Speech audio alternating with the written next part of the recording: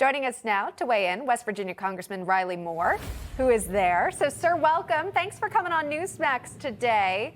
We'll just start with your comments there to the reaction the president had to say about the mass deportations and crackdown on illegal aliens in this country. What'd you make of it? Well, thanks so much for having me. And the president was so crystal clear on laying out his America First agenda. And as it relates to the deportations, we have seen this president move faster in the last week and do more than President Biden did in his entire 4 years to try to address the border. It's not even close. We've seen mass deportations all over this country, deporting criminal aliens that are in our country who have committed crimes, rapists, murderers, you name it.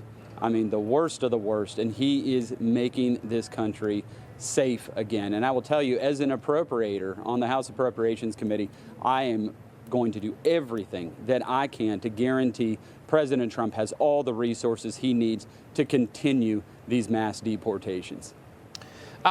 Being on the Appropriations Committee and seeing that side of it, did you have any comment again on halting of the federal funding, some of the federal funding, some of the grants that were going out specifically that had any ties to DEI initiatives?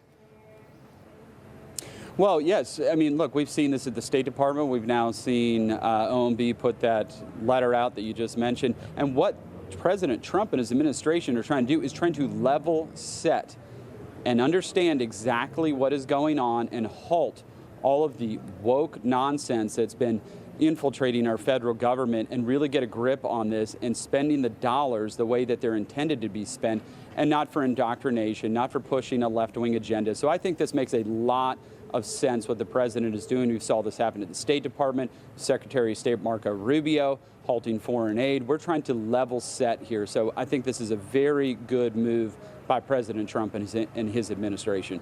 Yeah, a main focus of the retreat is obviously to unite the Republicans all across the country in one location, coming together and pass Trump's legislative agenda. There's a lot of debate about whether that should be done in one or two bills. Do you feel as though you're making any progress towards reaching a consensus on that? I know it's early in the retreat, but are you getting a feel for that? I am getting a feel for that, and I think from our perspective here in the House, we want to see one bill. And I'll give you an example. It's not often you see Congress be able to pass two large pieces of legislation. Even the Democrats, when they had unified control under Obama, the darkest of days, they could only get Obamacare passed. And that's when they had, they had over 60 senators in the U.S. Senate, or 60 senators. They could only get one thing passed, and that was Obamacare. I think one beautiful bill makes a lot of sense. We've heard the president mention that.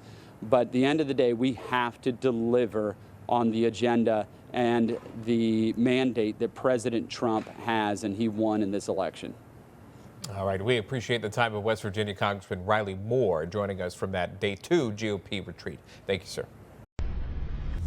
Information. Truth is freedom. Is Newsmax. It's real news for real people.